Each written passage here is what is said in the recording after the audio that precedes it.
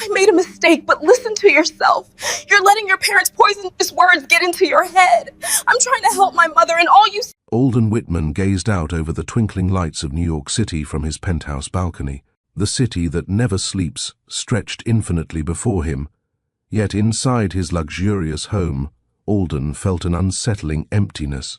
At 48 years old, he had achieved everything the younger version of himself thought.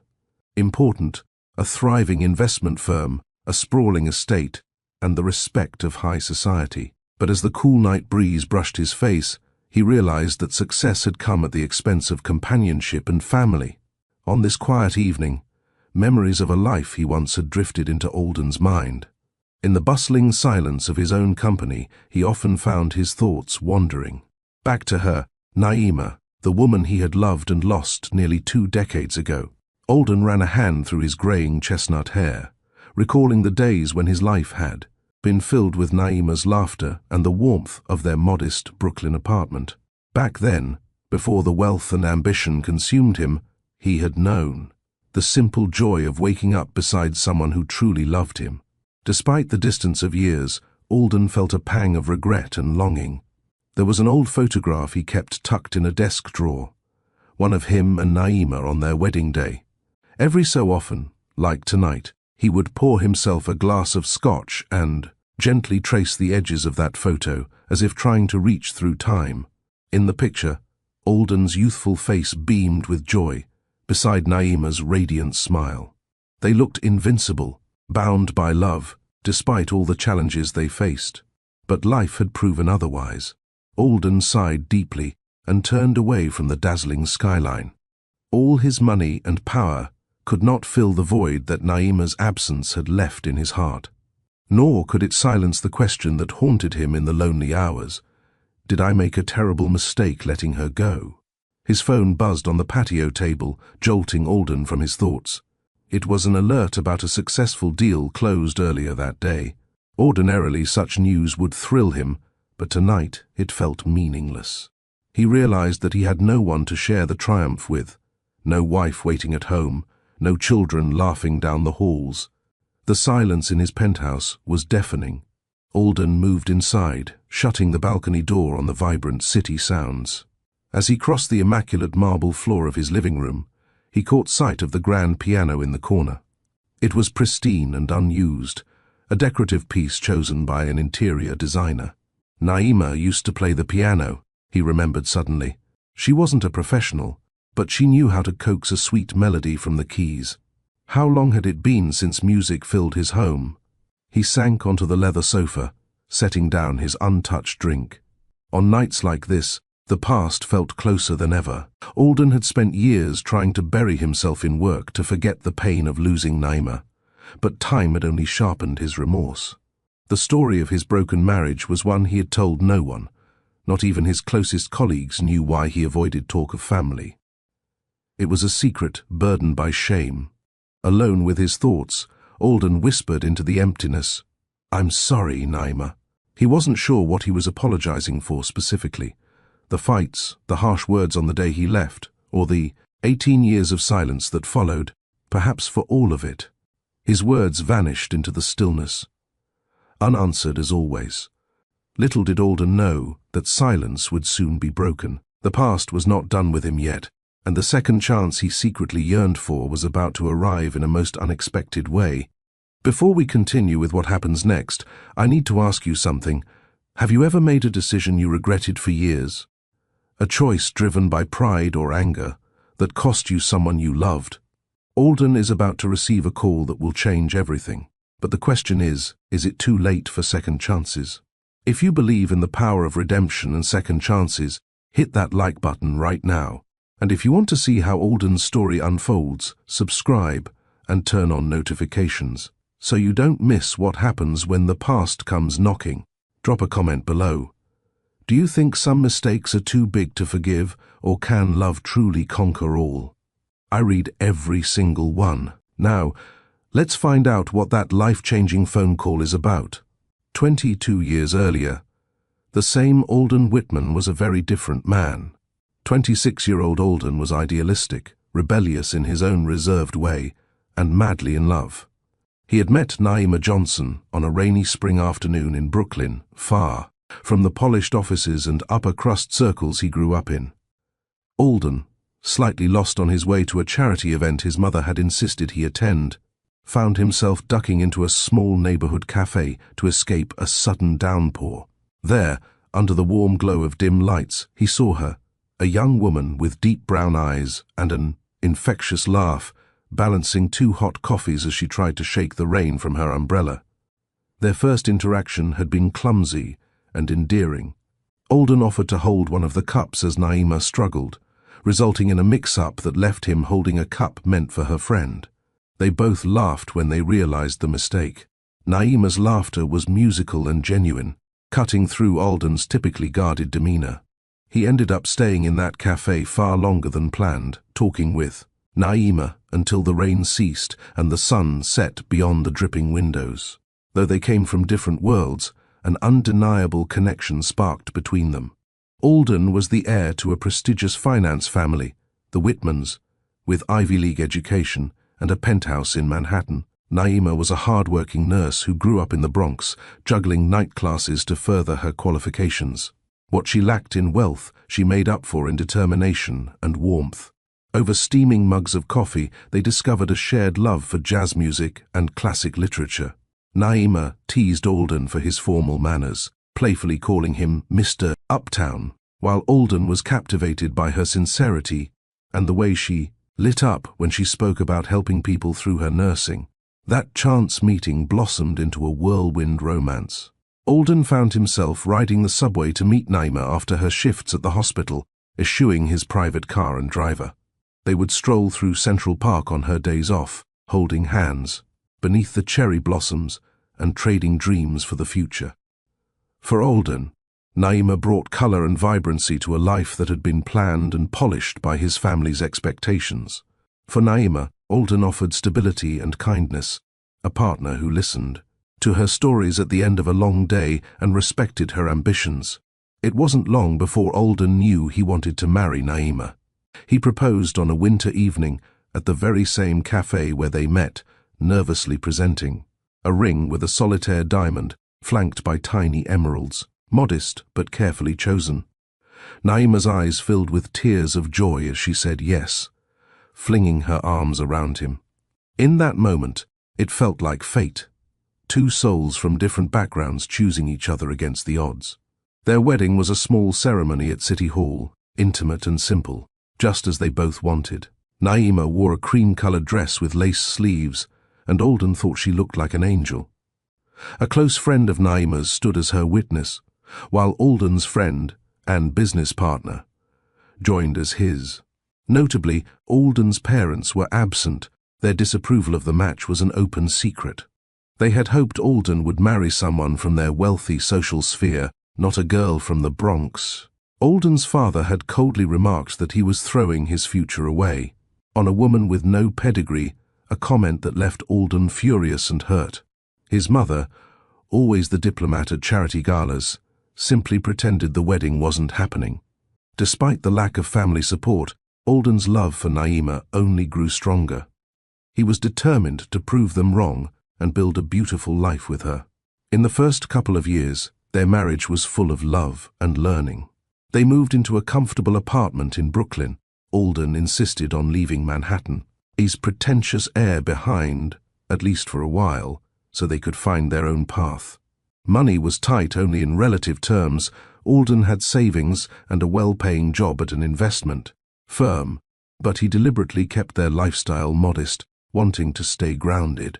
Naima continued working at the hospital, passionate about helping her patients, while also taking a few courses to advance her career. They shared household chores, cooked dinner together in their tiny kitchen, and spent weekends exploring free or cheap city activities, outdoor concerts, street fairs, and occasionally splurging on a Broadway show's cheapest seats up in the balcony. Those were happy days. Alden learned to savor the simple delights of life with Naima, dancing with her to their favorite jazz records on a scratched, old turntable, or cuddling on the couch watching romantic comedies that made Naima laugh and cry in equal measure. Intimacy came naturally, whether it was soft morning kisses or Naima falling asleep. On his chest after a long shift, they found comfort in each other's presence. The cultural differences and social gaps between them meant little when they were alone in their own world. One summer evening, they sat on the fire escape of their apartment building, sharing a slice of cheesecake and watching the city lights flicker on. Naima rested her head on Alden's shoulder. "Are you happy, Mr. Uptown?" she asked softly, using her pet nickname for him with a grin. Alden kissed the top of her head. "Happier than I've ever been," he murmured, meaning every word. They talked about starting a family someday, though they both agreed there was no rush. Sometimes Naima would hesitantly bring up Alden's parents, wondering if they might come around. Alden always brushed off the topic, not wanting anything to spoil the peace they had. In truth, he held out hope that with time, his family would accept the woman he loved. But the outside world inevitably seeped into their haven. At work, Alden began climbing the ranks, and with promotion came longer hours and greater stress. Meanwhile, Naima faced her own challenges. Her mother fell ill and required expensive treatment not covered by insurance. Financial worries started to nibble at the edges of their happiness. Alden, proud and keen to be a provider, offered to cover the medical bills. Naima was grateful, but insisted on contributing what she could from her own salary, determined not to be seen as taking advantage of his wealth. As months passed, Alden's work pressure mounted. He was often exhausted when he got home, and their once joyful dinners turned into quick meals with barely a conversation as he prepared for the next day's meetings. Naima tried to be supportive, leaving him sweet notes in his briefcase, to find at work, or setting aside time on weekends to relax together. They still loved each other deeply, but the cracks of stress began to show. Little disagreements about time, money, and priorities started to crop up, though they always reconciled. Before bed, sometimes with apologies and other times with the silent understanding of a warm embrace. Despite any hardships, Alden never doubted that Naima was the best decision he ever made. On their 3rd anniversary, he surprised her with a night out at an elegant restaurant in Manhattan, one she had mentioned wanting to try. Dressed in a sleek suit and Naima in an elegant midnight blue gown, they looked every bit the picture of a successful young couple in love. That night, over candlelight and wine, Naima spoke shyly of maybe trying for a baby in the coming year.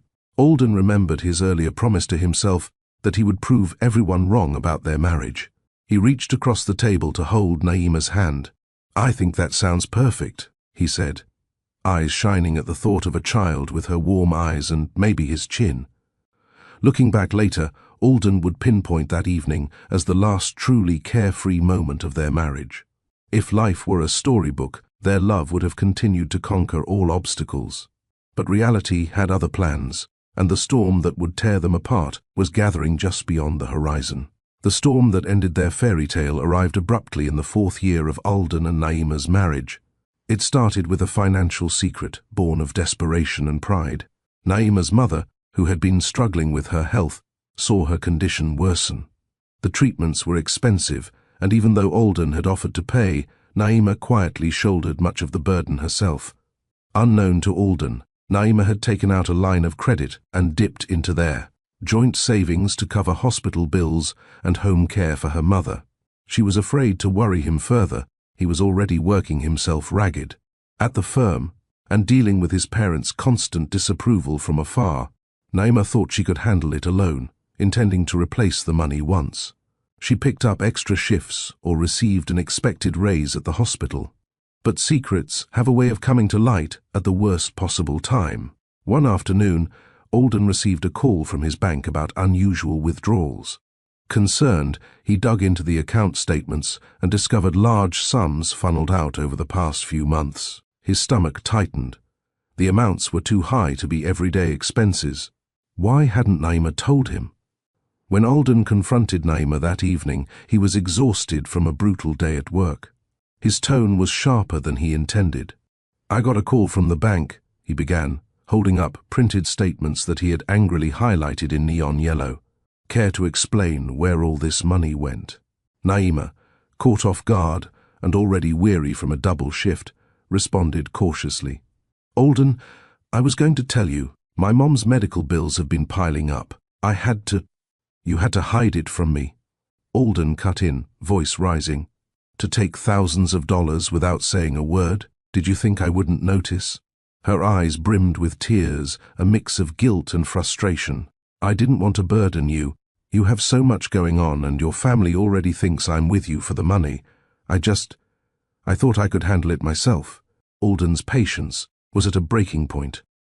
The stress of meeting a huge client deadline and his parents' recent snide remarks about his charity case marriage boiled over. So instead, you go behind my back and prove them right. He snapped. How can we have a marriage with no honesty, Naima?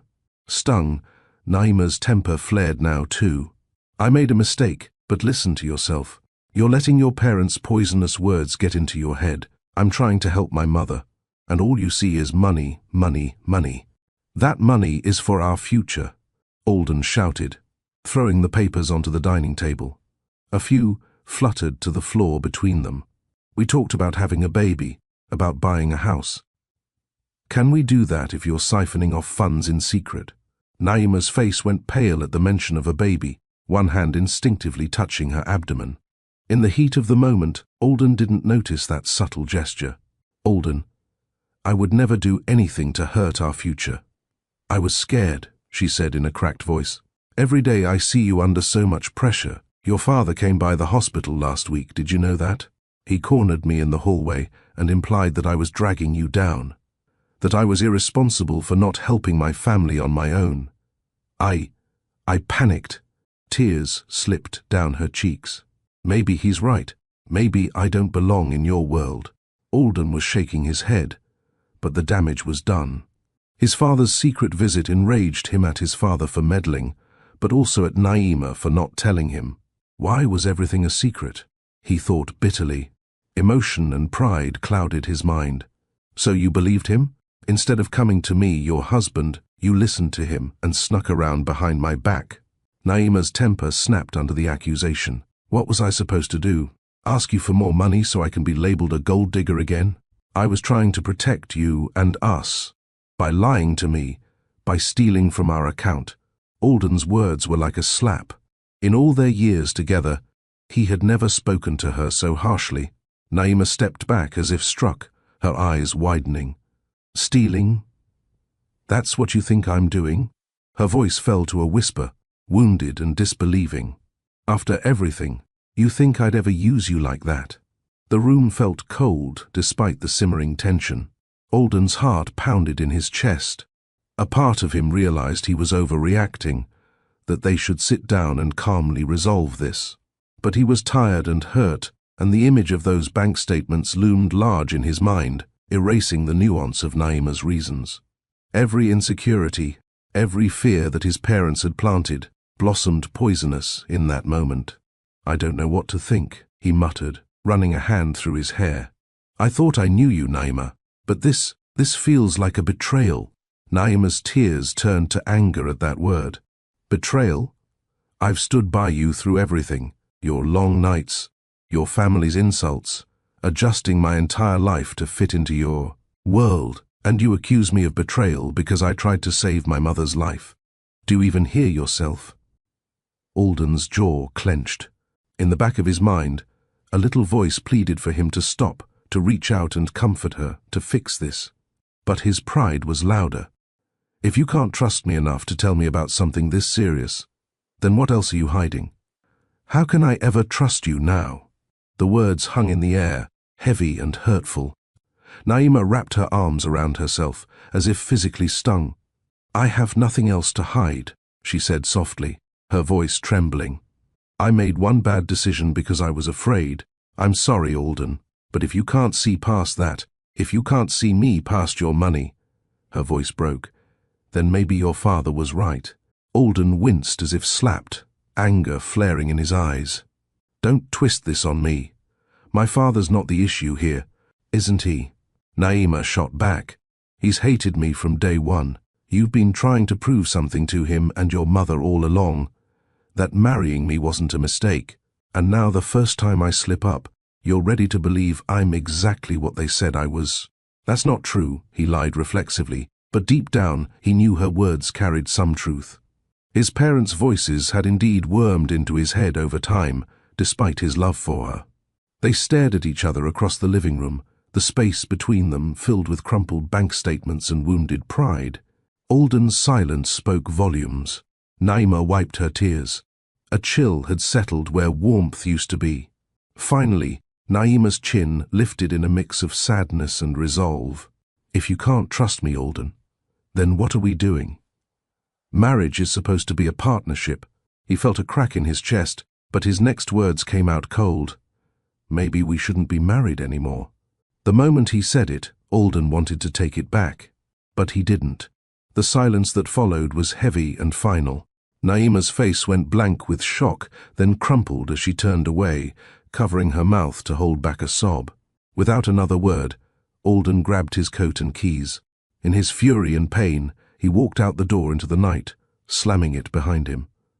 Neither of them knew it in that instant. But that would be the last night they spent together as husband and wife. By the time dawn broke, regret already gnawed at Alden's heart, but his attempts to apologize came too late. Naima, deeply hurt and proud in her own right, refused to speak to him when he tried calling the next day. She needed time and space, but Alden misread it as rejection. Within a week, lawyers were involved, and Alden, equally stubborn and heartbroken, allowed the divorce proceedings to move forward. On the day the divorce was finalized, a gloomy drizzle fell over the city. Alden showed up at the courthouse alone, signing the papers with a numb hand. He half hoped Naima wouldn't show, that maybe she'd stop it at the last minute. But she did appear, accompanied by her friend who had been at their wedding. Naima's eyes were red-rimmed but determined as she signed her name on the documents dissolving their union. She didn't look in Alden's direction, and he lacked the courage to approach her. In a matter of minutes, 4 years of marriage ended with a few strokes of a pen. As Naima walked out of the courtroom, umbrella in hand to face the dreary rain, Alden silently watched her go, feeling a hollowness inside. He had no idea she was walking away with more than just a broken heart that day. Naima's footsteps echoed as she left the courthouse, each step heavier than the last. The drizzle had turned into a downpour, matching the torrent of tears she held back until she was safely alone under the awning of a closed shop. Her marriage was over. The love of her life had walked away, and with him, all the dreams they once wove together. But fate had another twist for Naima, one that neither she nor Alden yet knew. It was only 2 weeks later, after bouts of unexplained nausea and a missed cycle, that Naima sat in her tiny bathroom, staring at a positive pregnancy test. She was pregnant.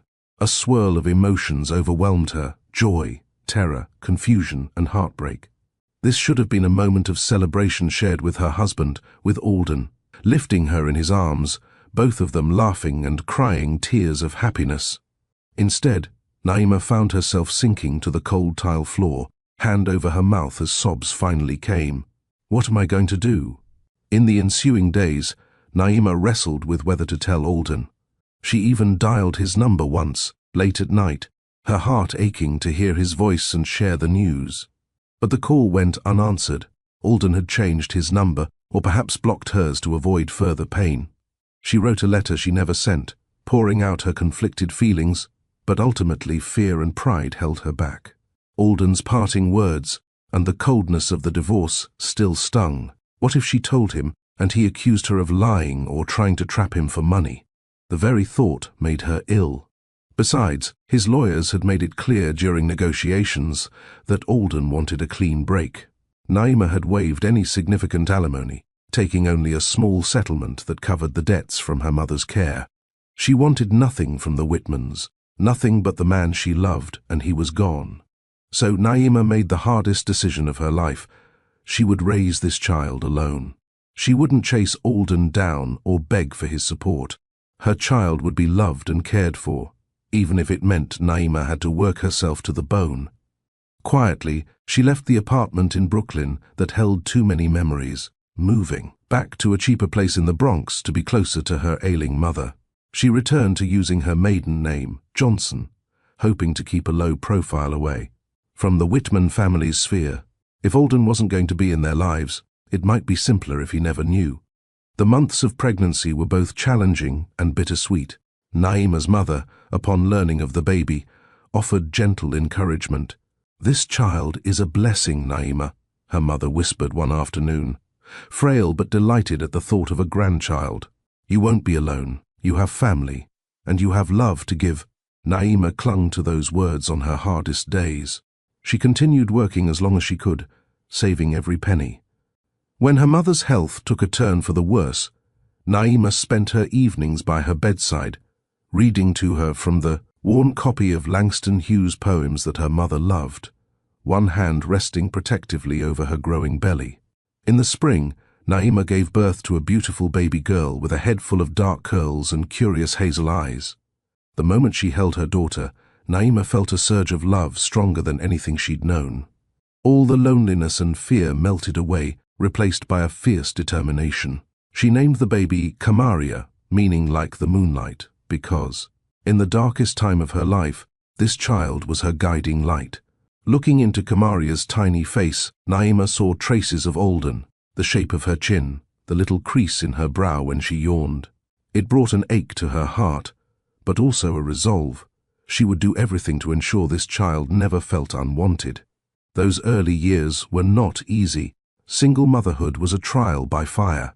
Naima learned to survive on a few hours of sleep, working per diem shifts at the hospital when she could find childcare, and later taking on a side job doing medical transcription from home. Money was tight. Sometimes she skipped meals to make sure toddler Kamaria had enough to eat. But their home, a tiny two-bedroom apartment with second-hand furniture, was filled with love. Walls were decorated not with expensive art, but with Kamaria's crayon drawings and cut-out paper hearts. Naima would collapse into bed each night exhausted, yet the sound of her little girl's soft breathing in the crib beside her gave her peace. As the years passed, Kamaria grew into a bright, compassionate young woman, a testament to her mother's love and sacrifice. She had Naima's warm smile and Alden's inquisitive spark.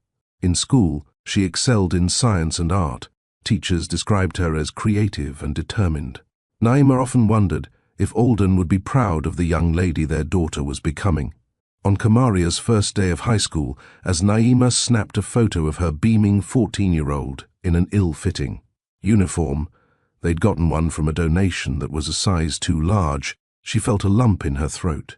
Alden should have been here for this. He should have been there to cheer at her school plays, to scold the boys who had a crush on her, to help with math homework. All the moments that had quietly broken Naima's heart over the years. Yet, Naima never spoke a bitter word about Alden to their daughter. In fact, she spoke of him very little at all. When Kamaria, as a little girl, would ask, "Where is my daddy?" Naima would gently say that her daddy had loved her, but they lived separate lives now. As Kamaria grew, she learned not to pry, sensing the sadness in her mother's eyes. She assumed her father must have had important reasons. Maybe one day she'd learn more. In truth, Naima always held out, a sliver of hope that perhaps fate would bring Alden and Kamaria together someday. But she was too proud and hurt to initiate it herself, and as years went on, and Alden never reached out, that hope dimmed. By the time Kamaria reached 18, she had blossomed into an independent, kind-hearted young woman. Naima had gone back to school part-time and advanced her nursing career. They managed to move out of the Bronx to a slightly better neighborhood in Queens when Kamaria was 16. Though they never had much, Naima and her daughter shared an unbreakable bond built on trust and honesty, the very things Naima felt had been missing with Alden at the end.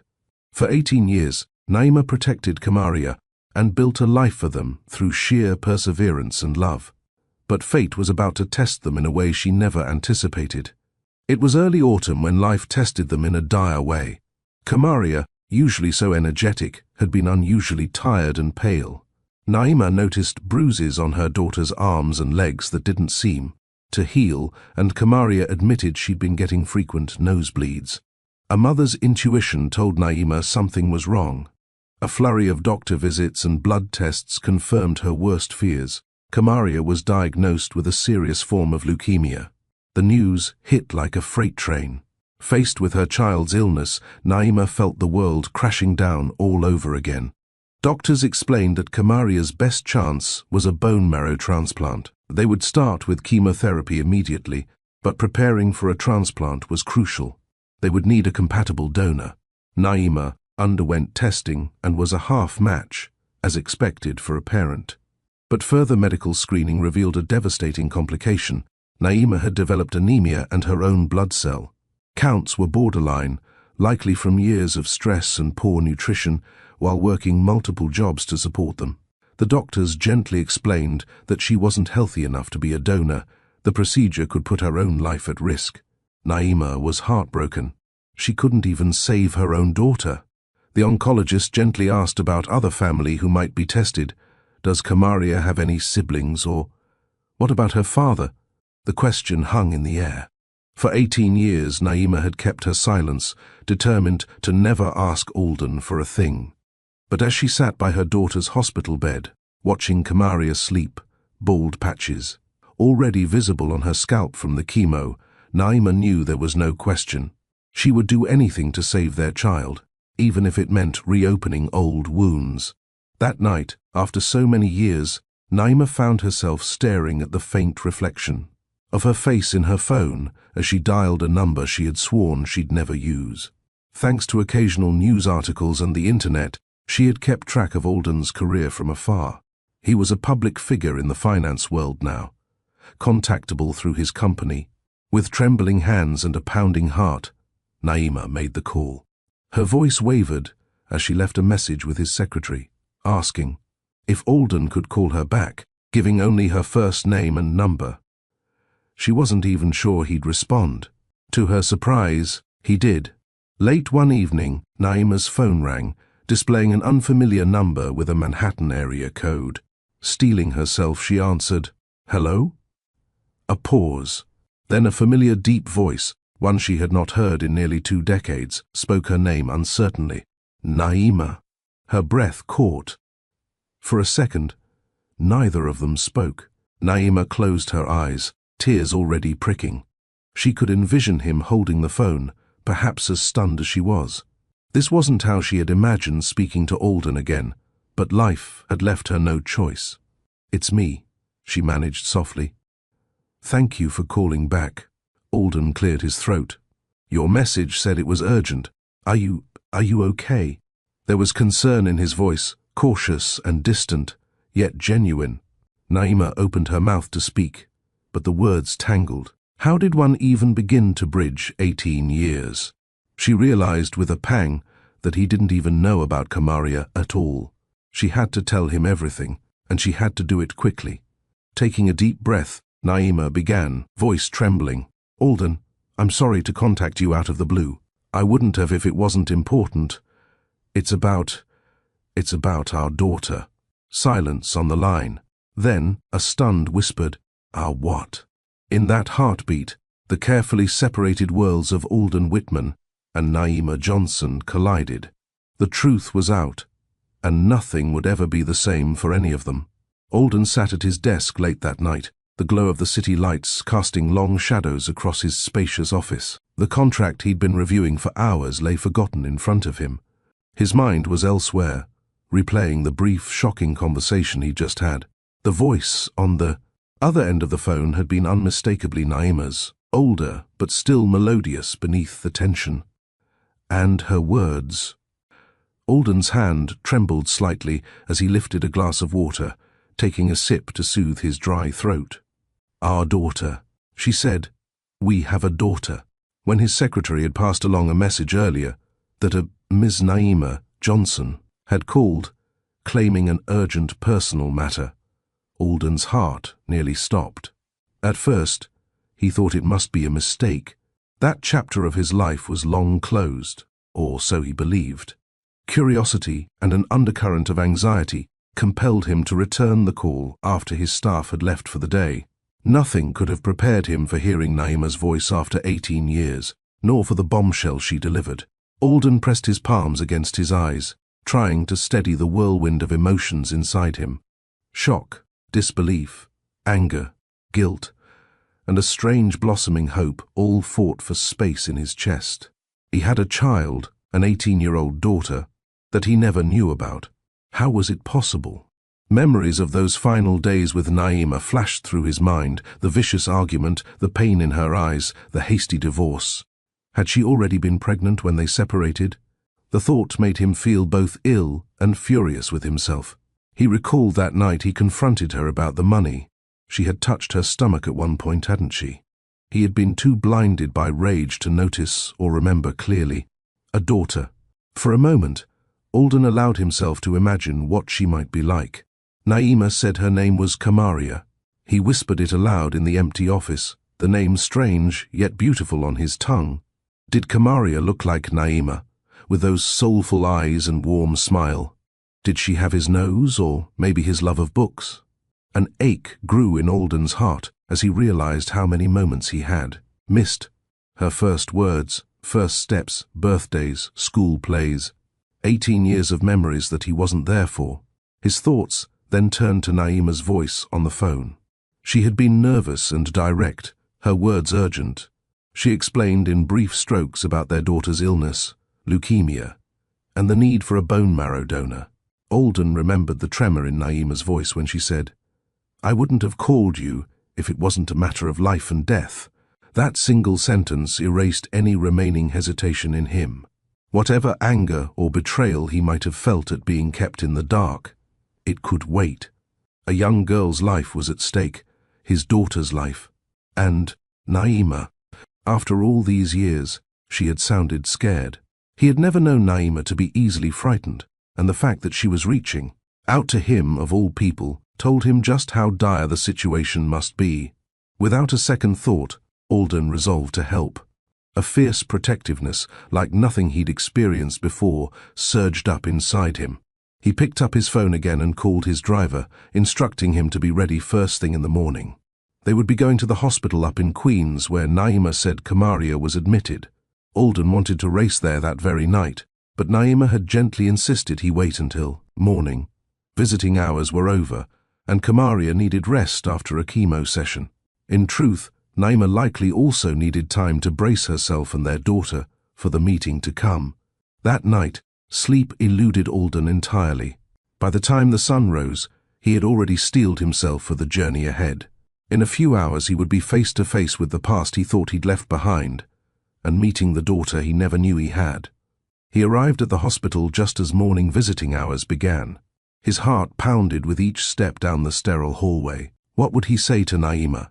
How could he even begin to apologize? And what about Kamaria? Would she even want to see him? She was practically an adult now, and he was a stranger to her. Near the door of Kamaria's hospital room, Alden paused, gathering his courage. Through the small glass window, he caught a glimpse inside, machines and forestand, a figure in the bed, and beside her, Naima sat holding the patient's hand. Even from behind, Alden recognized the slope of her shoulders and the gentle way she stroked the sleeping girl's arm. His throat tightened at the sight. Mother and daughter. My family, he realized with a swell of emotion. Taking a deep breath, Alden knocked softly on the doorframe and stepped inside. Naima looked up, and for a moment, time froze. Their eyes met for the first time in 18 years. Naima stood slowly, uncertainty written on her face. She was more mature now, with a few lines around her eyes and strands of silver in her dark hair, but to Alden, she was just as beautiful as the day he last saw her. "Alden," she whispered, as if saying his name too loudly might break the reality of the moment. He managed a faint, tremulous smile. "Hello, Naima." His voice came out hushed. For a heartbeat, they simply stared, 1,000 unspoken words passing between their eyes. Alden felt an overwhelming urge to take her into his arms, to comfort her, and be comforted, but he wasn't sure if that embrace would be welcome. Instead, he tentatively reached out a hand. Naima looked at it, then at him, and after a brief hesitation, she closed the distance and wrapped her arms around him. Alden exhaled, not realizing he'd been holding his breath. He folded her into a gentle hug, careful and respectful, yet filled with years of pent-up longing. "I'm here," he said softly, an apology and reassurance packed into those two simple words. Naima nodded against his shoulder before pulling back, eyes glistening. "Thank you for coming," she murmured, searching his face as if to gauge his feelings. Alden shook his head. "Of course I came. I wish it were under different circumstances." His gaze drifted to the frail figure lying in the bed. This was the first time he truly saw his daughter. Kamaria was propped slightly upright against the pillows, dozing. Her skin was pale, almost translucent, and dark smudges underscored her closed eyes. She had a colorful scarf tied around her head to cover the hair she had lost, and her slender frame looked so small amidst the hospital linens.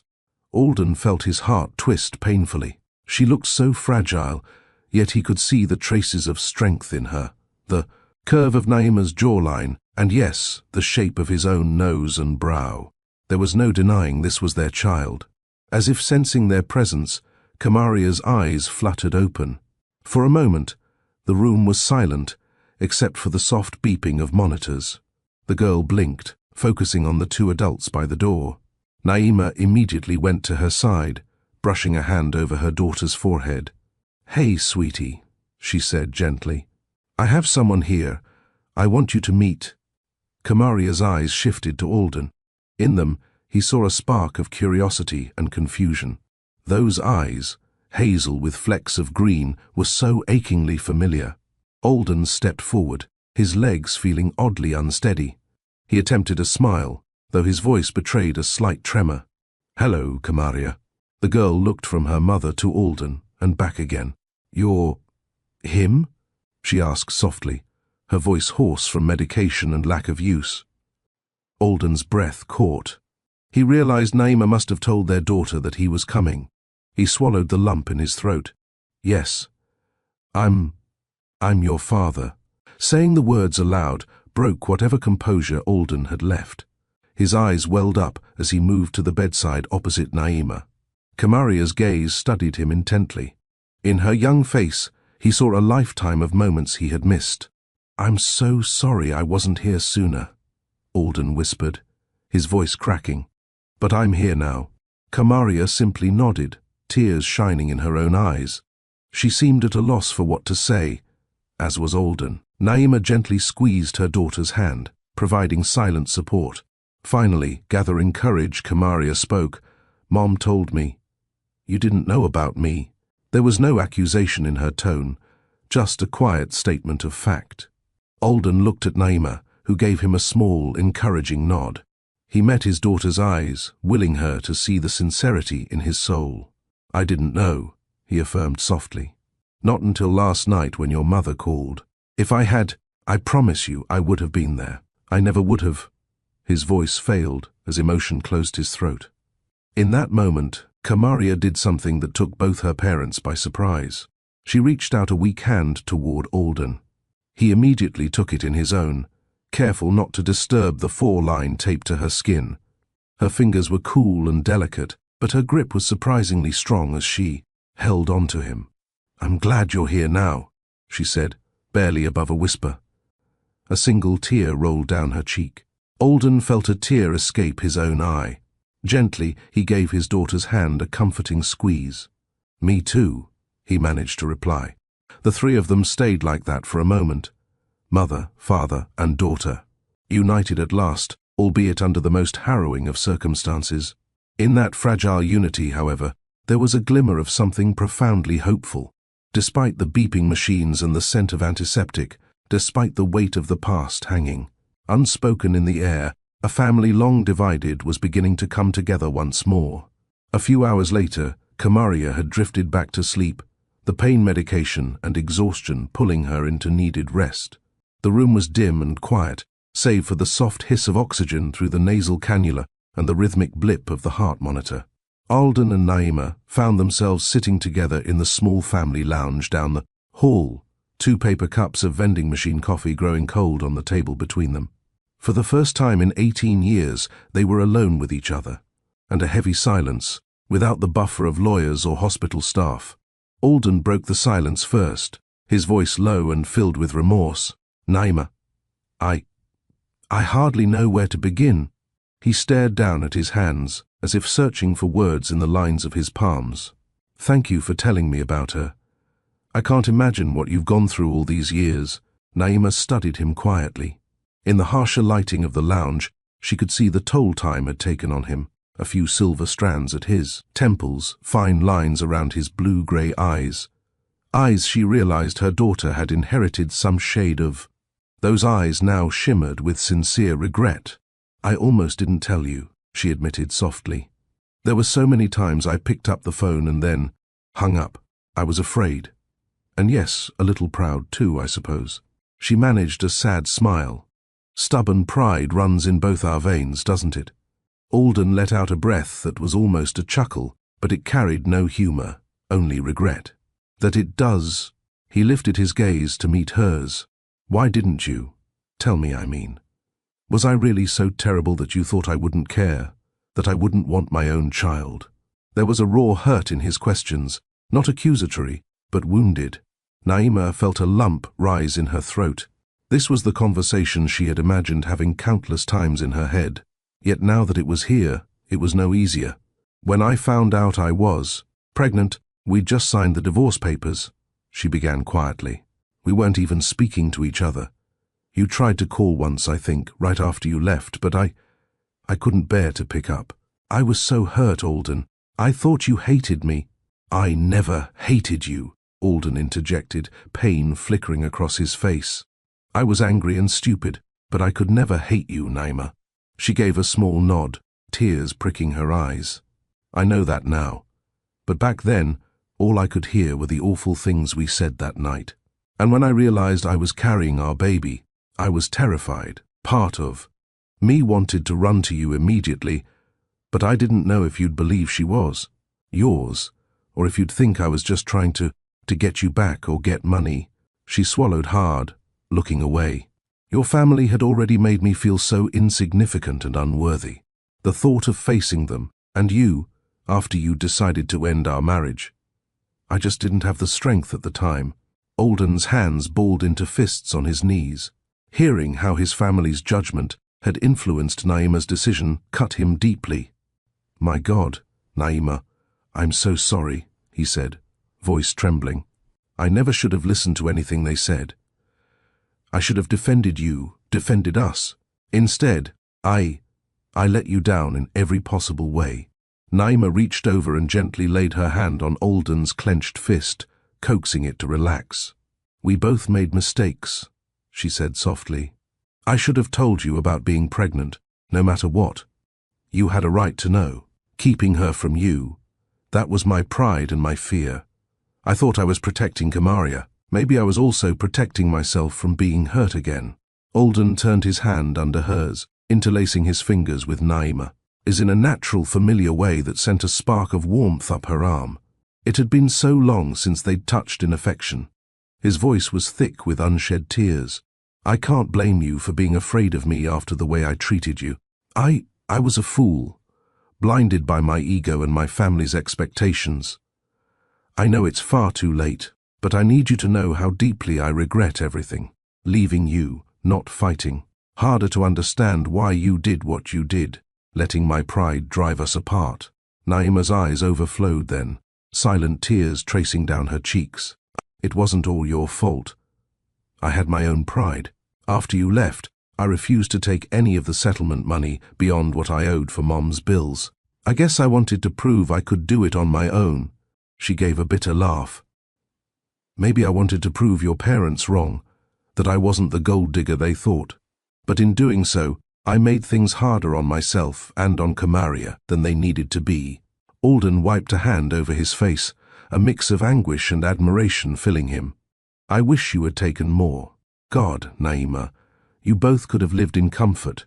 "I didn't want your charity," Naima said, shaking her head.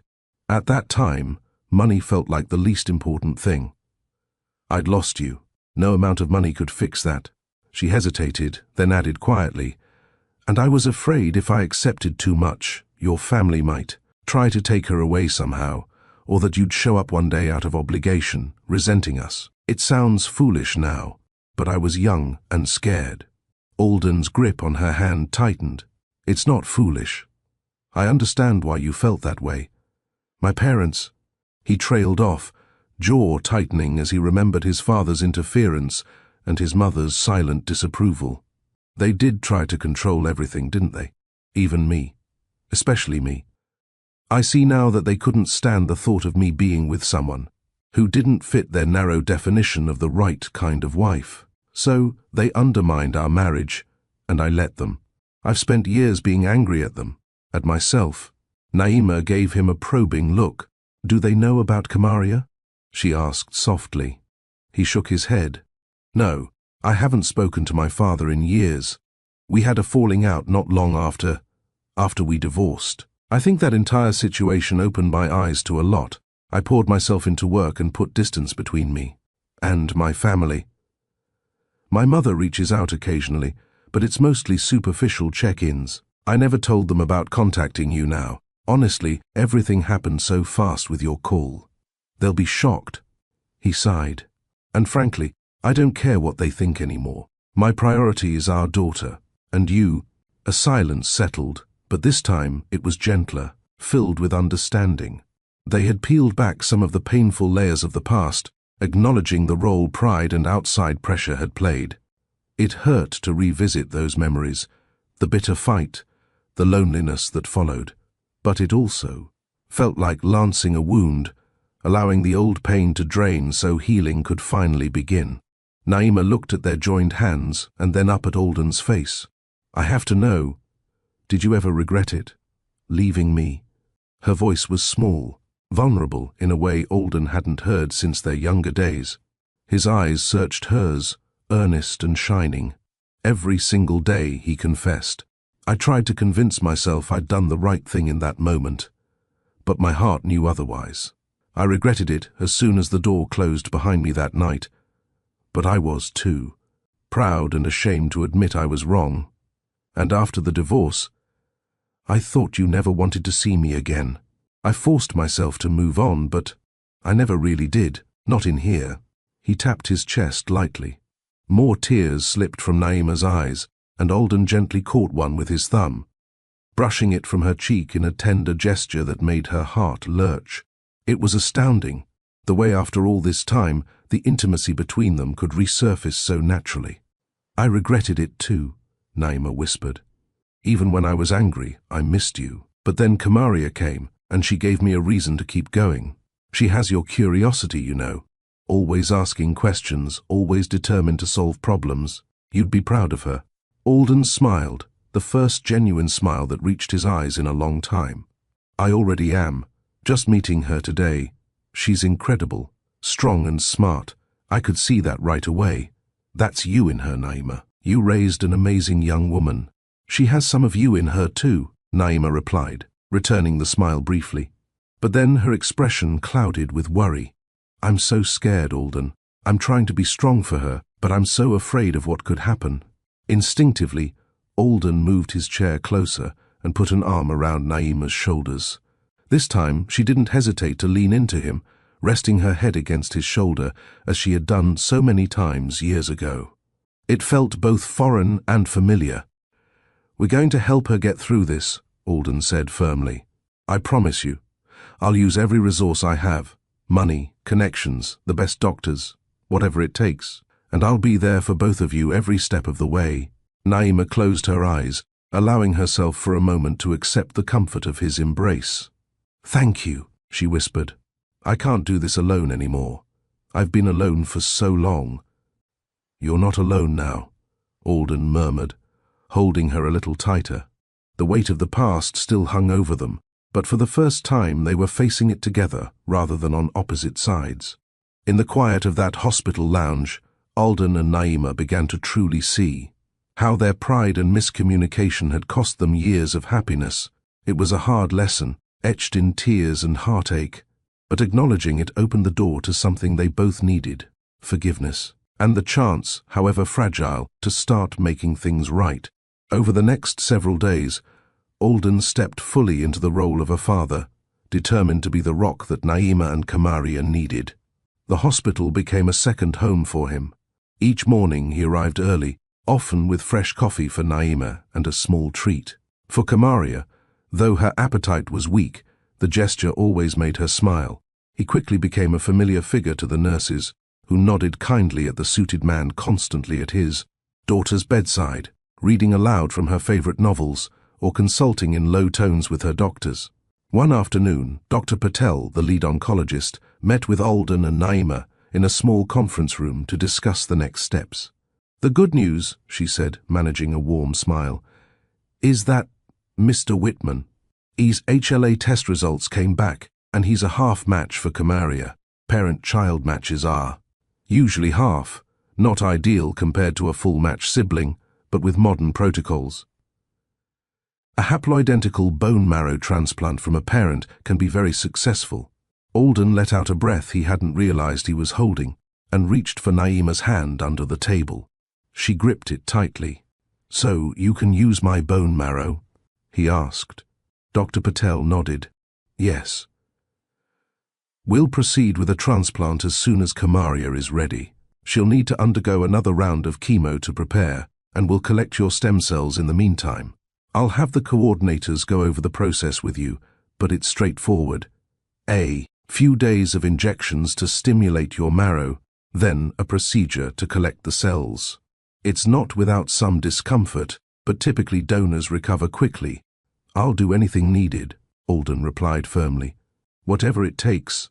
After the meeting, as they walked back to the hospital room, Naima squeezed Alden's hand and whispered, "Thank you." The enormity of what he was doing, donating a part of himself to save their child, left her deeply moved.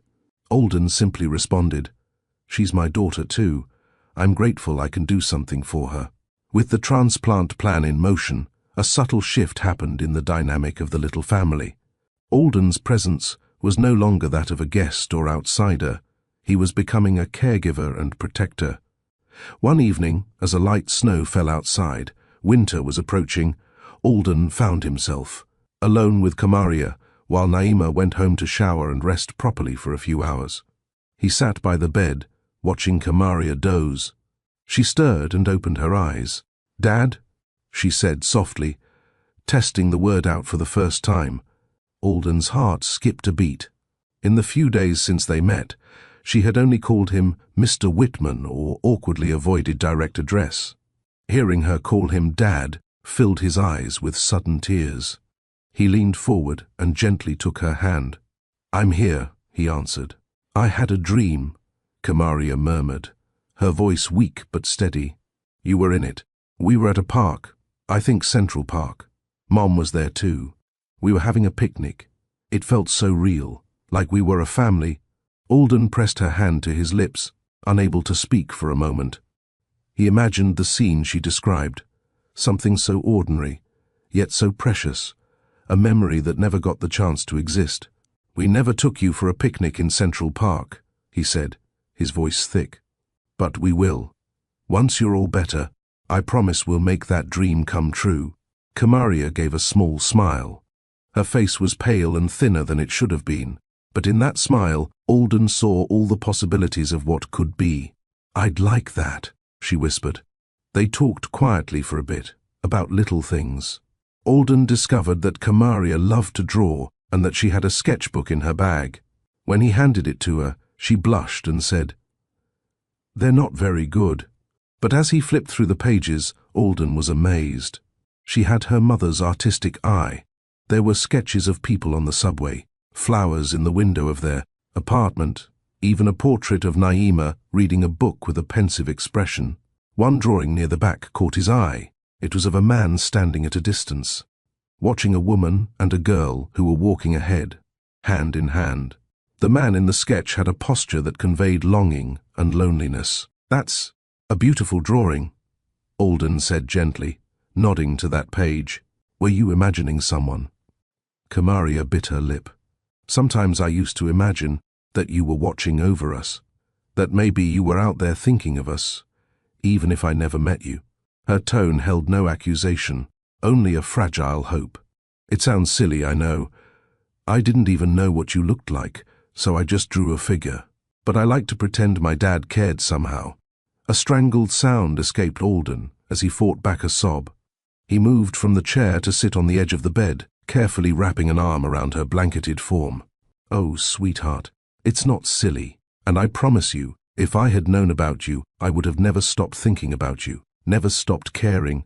He gently stroked her shoulder. "I wasn't there to watch you grow up, and I'll always regret that. But I'm here now.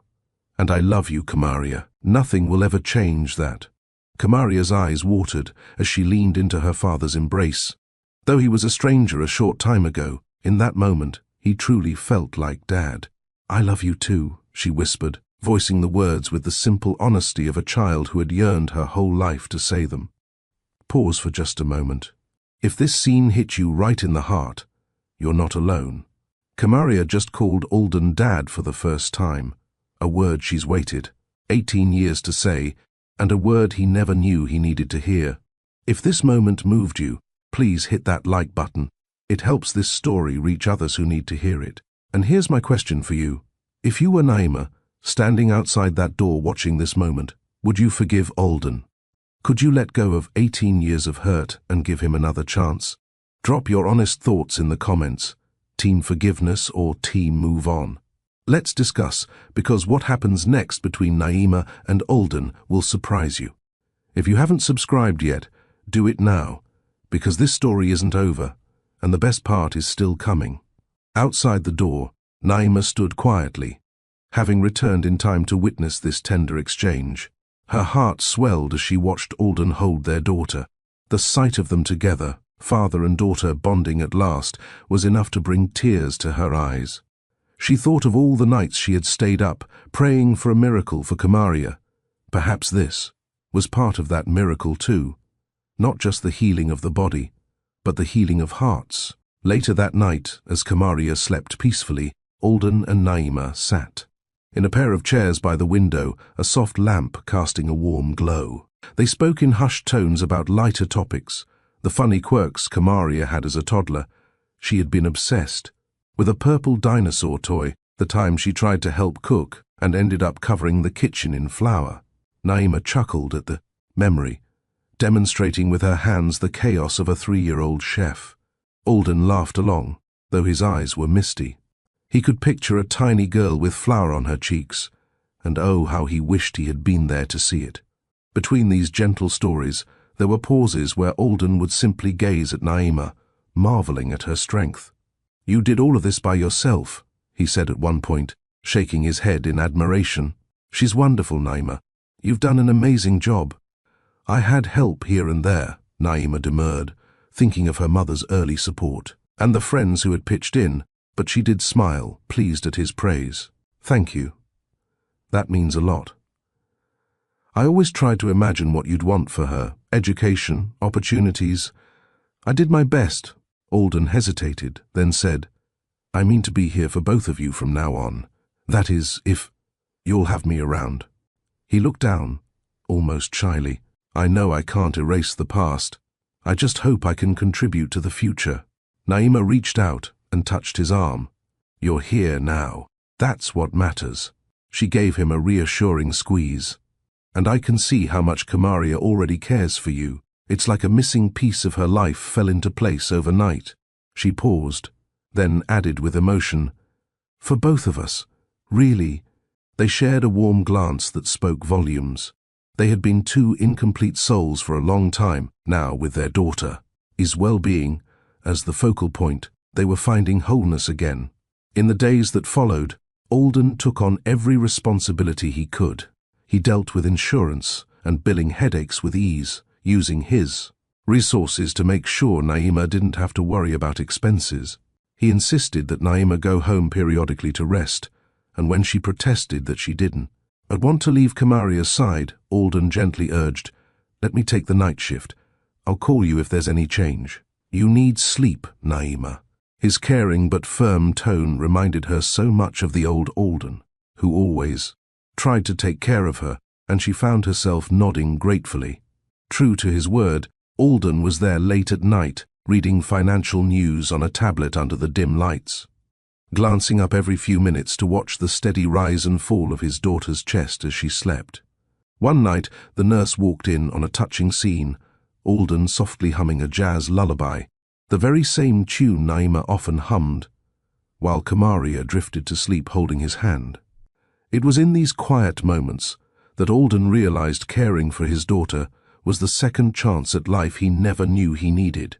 His high-powered career, his wealth, all of it paled in comparison to the importance of being a father and being present for his family. Each day brought them closer to the transplant day, and with each day, the bonds between father, mother, and daughter grew stronger. The trio became a team, cheering Kamaria on when she was able to take a short walk in the hallway, playing card games, when she was up for it, and even having a video call with one of Kamaria's friends from school to lift her spirits. The hospital room, despite its sterile equipment, was often filled with laughter and hope. For Alden, these were precious days, a crash course in parenting, and a chance to prove through actions, not just words, that he meant to stay. For Naima, watching Alden with their daughter was like seeing a long-ago dream come to life, a glimpse of what might have been and what could still be.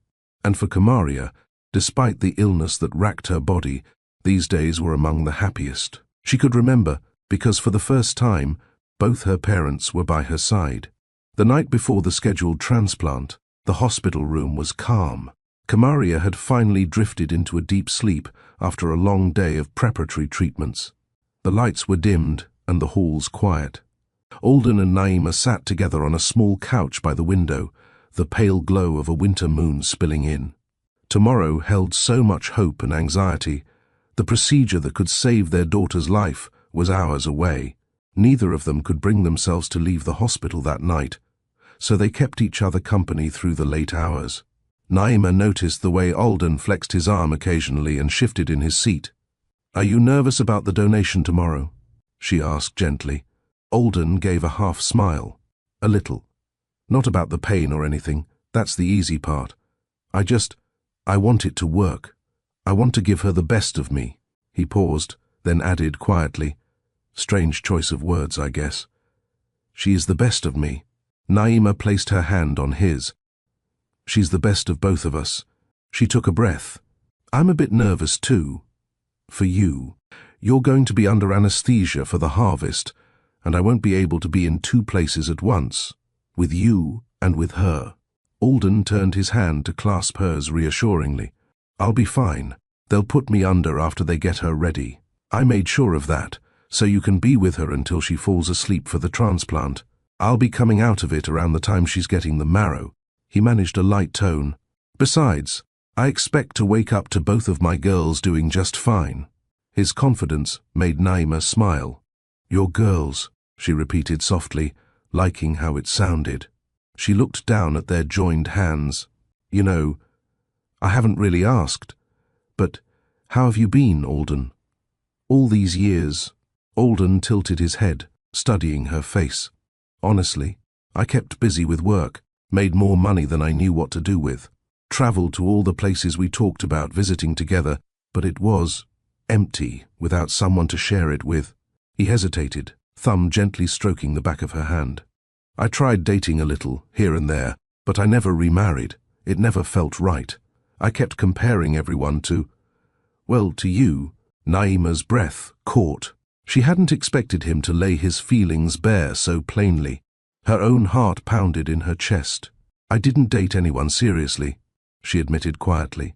"Between raising a child and work, I didn't have time. And part of me," she bit her lip, "part of me never moved on either."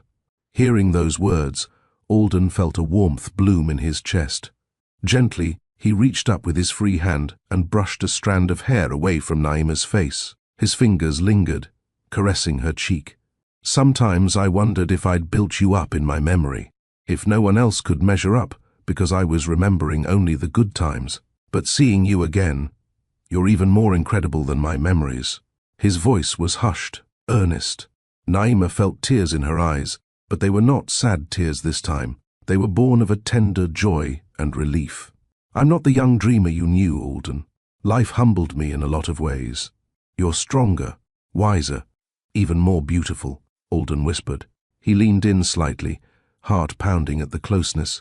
"Being here with you, despite everything, feels like I've been given another chance to do right by you, by our family." Naima's eyes searched his. The wall of time and pain that had separated them was crumbling, brick by brick, under the weight of their honesty and enduring affection. "It does feel that way," she murmured. Alden's gaze flickered to her lips and back to her eyes, silently asking permission for something both of them had longed for in the quiet of their hearts.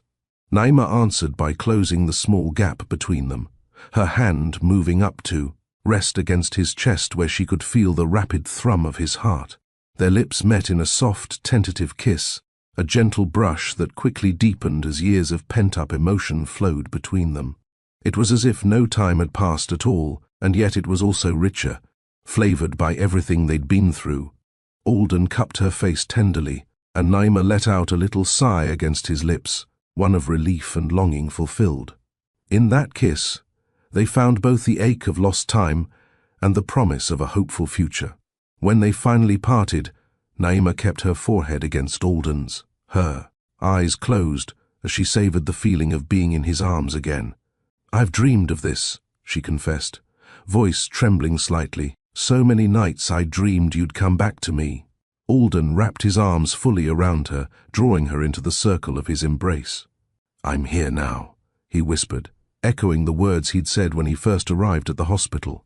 But this time, it meant even more. It wasn't just physical presence, it was an emotional commitment. "And I'm not going anywhere, Naima. I love you. I never stopped." A quiet sob of happiness escaped her as she buried her face against his shoulder. "I love you too, Alden. I think a part of me will always love you, no matter what." They held each other close on that little couch, the world outside the window blanketed in snow and moonlight. In the stillness they spoke in murmurs, of regrets, of hopes, of what they wanted to rebuild together once Kamaria was well. Alden apologized again for the pain he caused, and Naima found it in her heart to truly let the bitterness go, telling him she forgave him. She apologized for shutting him out of their daughter's life, and he too offered forgiveness, understanding why things happened the way they did. As the first light of dawn crept into the sky, they realized they had spent most of the night talking and holding each other. It felt like catching up on a lifetime. Their hearts were reconnecting in trust and love, stitching together the wounds of the past with threads of compassion and understanding. Before the nurses came in to prep Kamaria, Alden brushed a soft kiss on Naima's forehead and smiled. "We should probably behave ourselves in front of the staff," he joked, gently, realizing they were still entwined in each other's arms.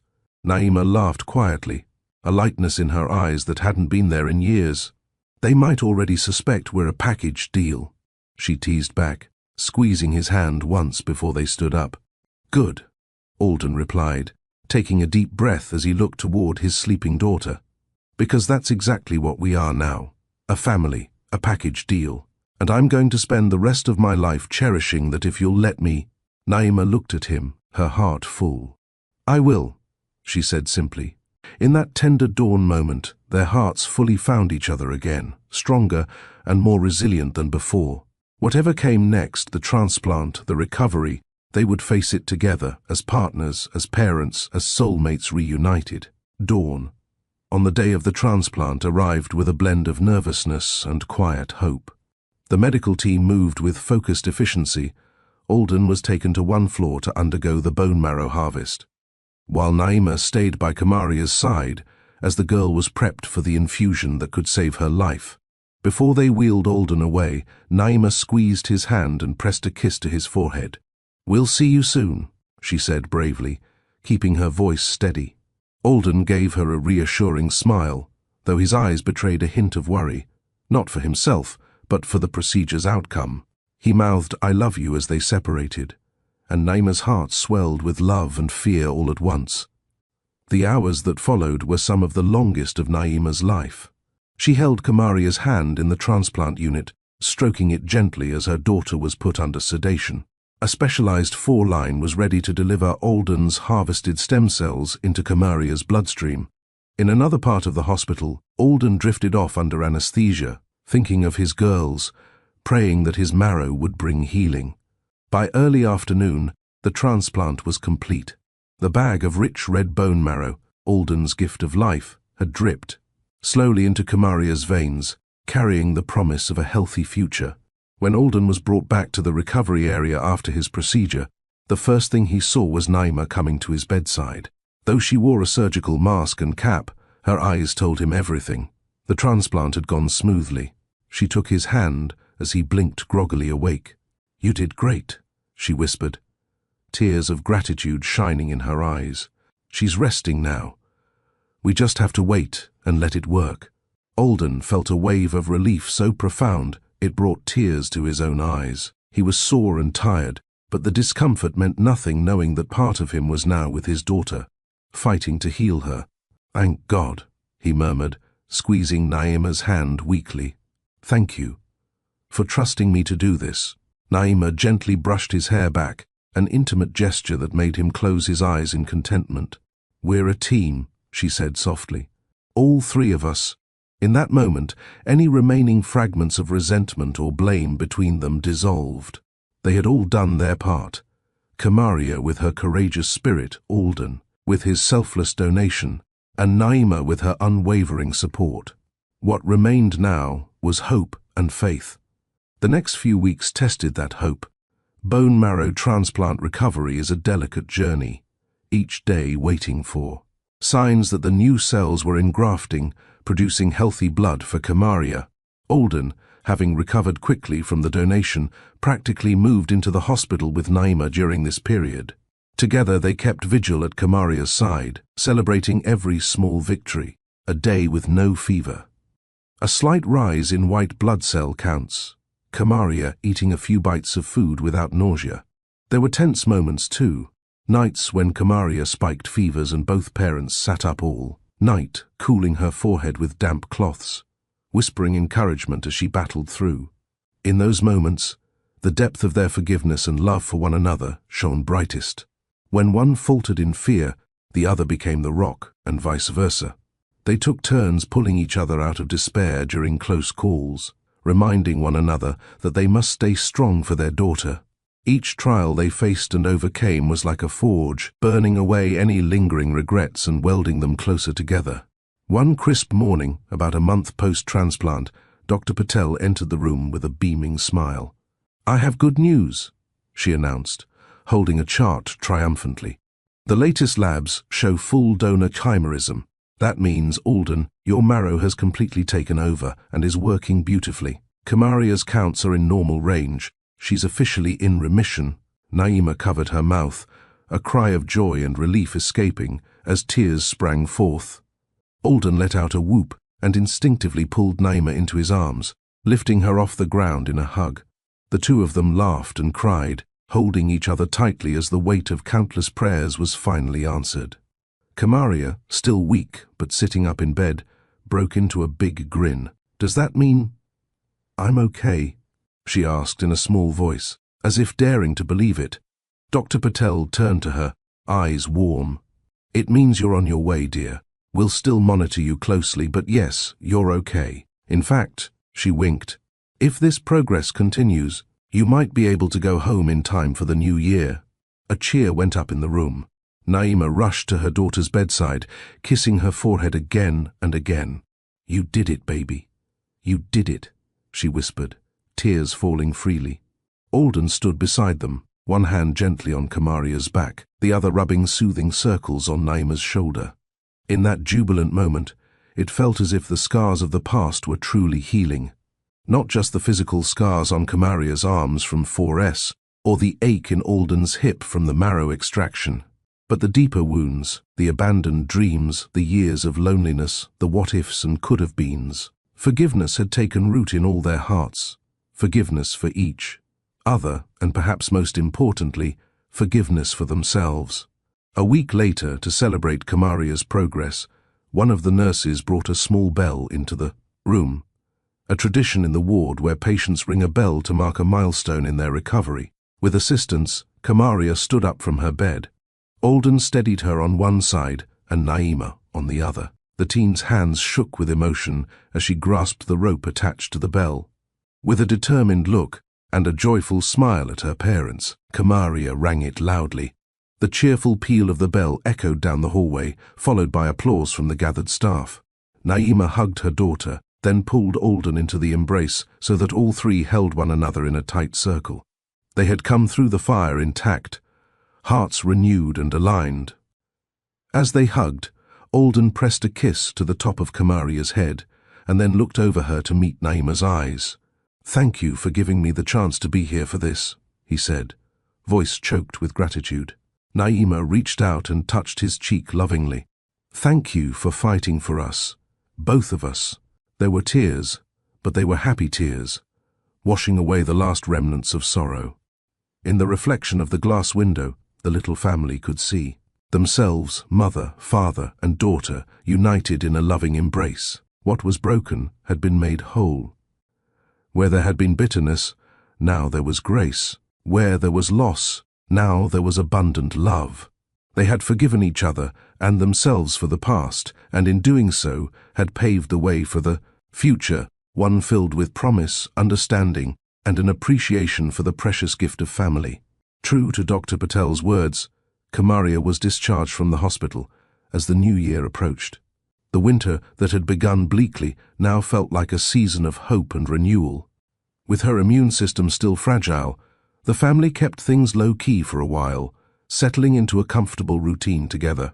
Alden insisted that Naima and Kamaria move into his penthouse. It had plenty of space, and it would be easier to manage Kamaria's follow-up care there. At first, Naima hesitated, still sensitive about accepting too much, but Alden gently persisted. "Please," he urged, "let me take care of you both. I've missed too many years.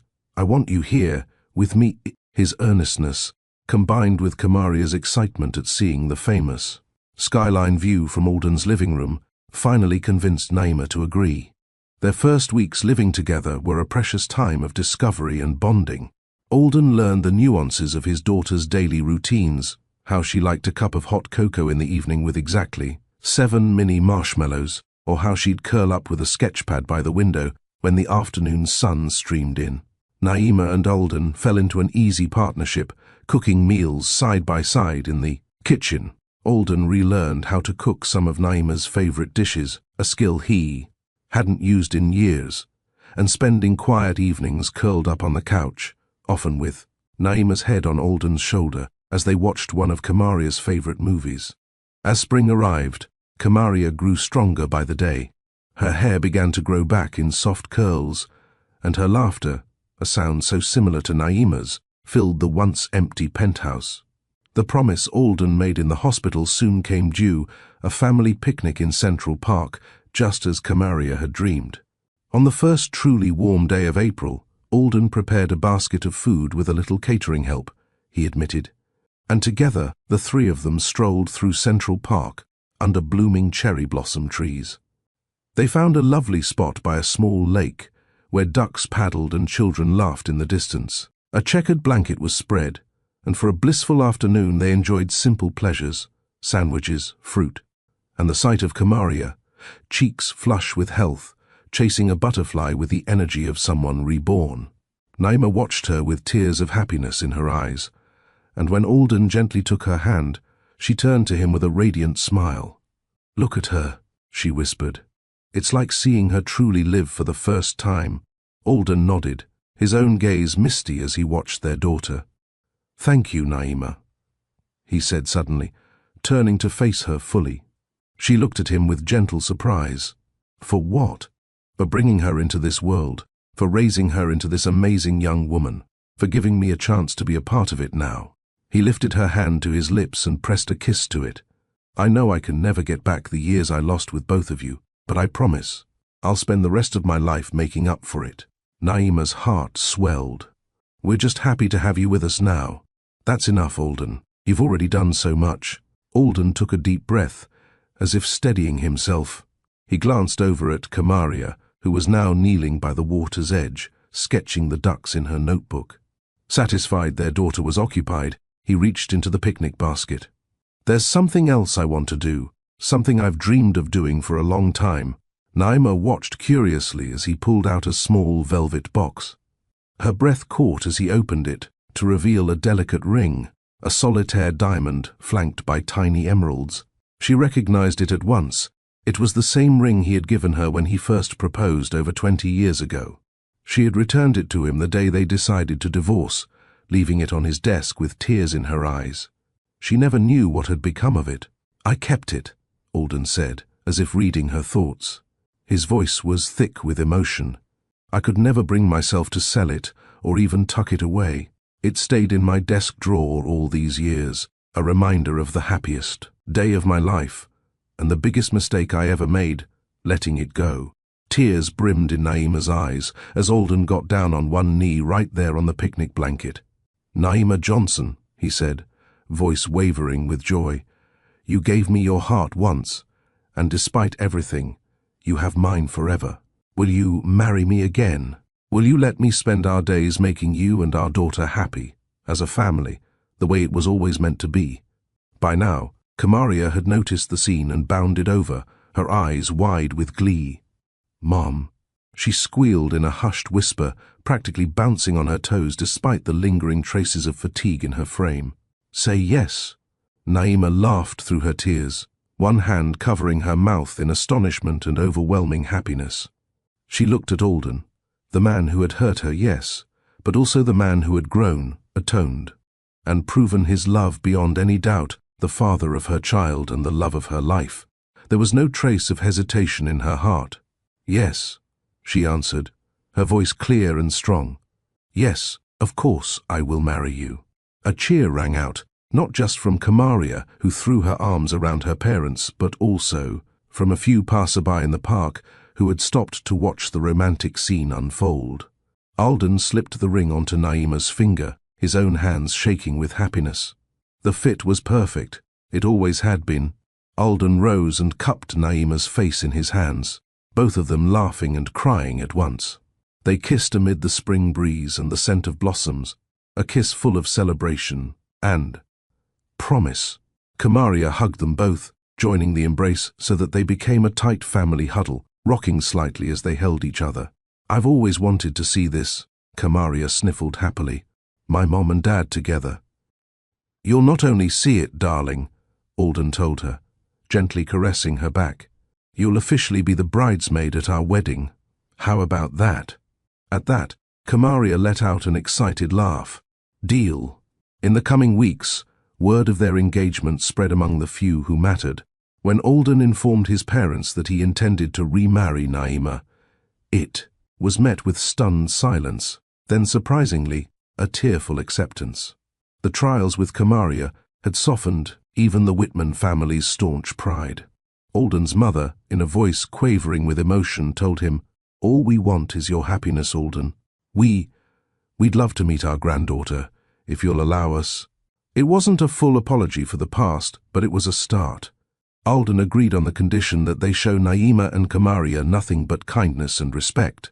Humbled by nearly losing their son and discovering a granddaughter they never knew, his parents agreed without reservation. Another circle of reconciliation began as the older generation reached out with hopes of forgiveness.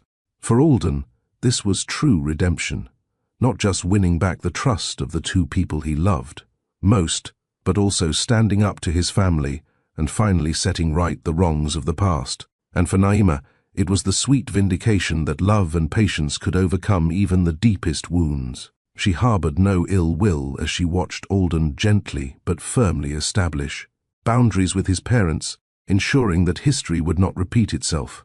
Under the warm sunshine of that day in Central Park, with petals drifting around them like confetti, Alden and Naima sealed their reconciliation with joyous tears and laughter.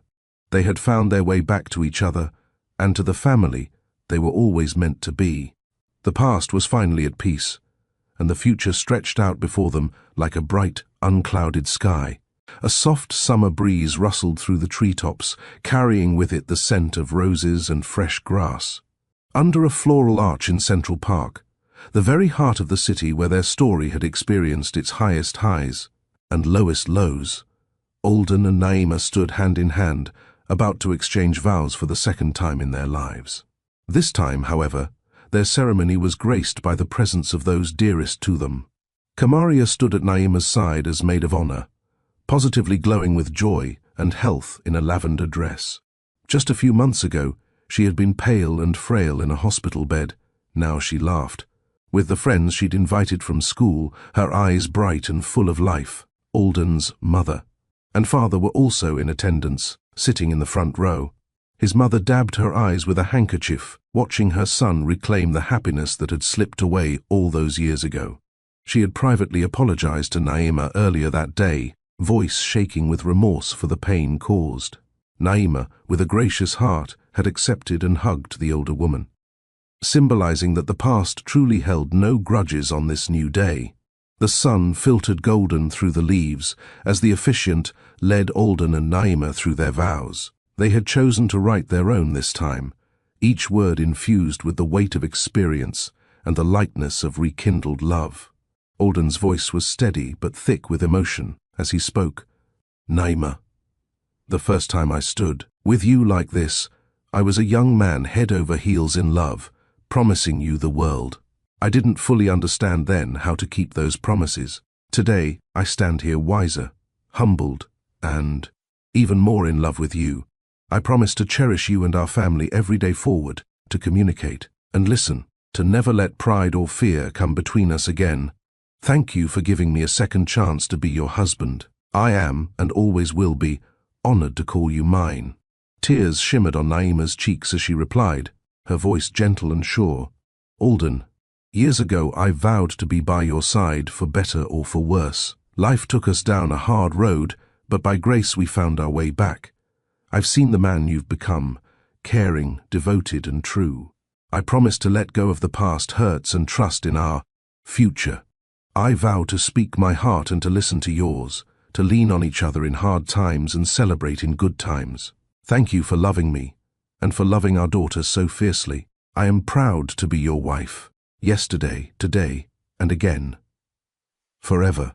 As they exchanged rings, the very same rings that had once symbolized their union, restored, now to their rightful places, Kamaria sniffled happily from beside her mother.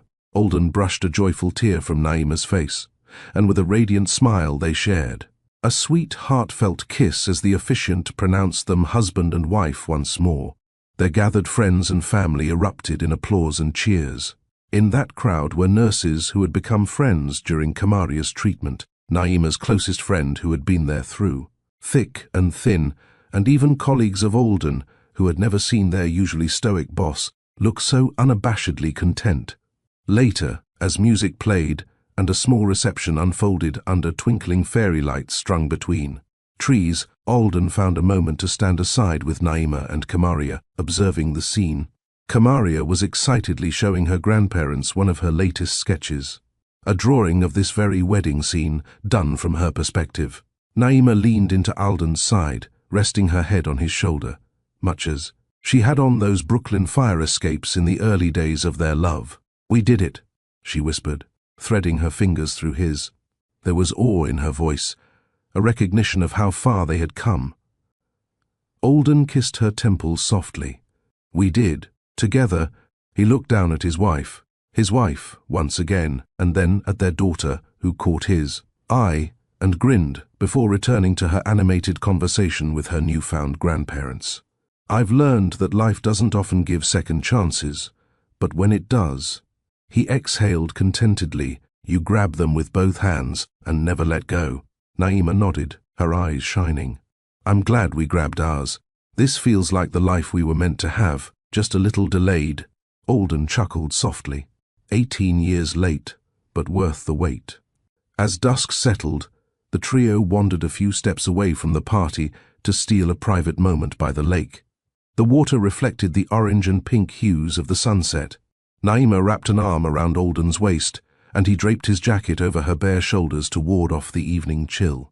Kamaria stood in the middle, holding both her parents' hands. For a silent minute, they watched the sun sink and a pair of swans glide across the calm lake surface. I used to wish for this, Kamaria said quietly, breaking the silence.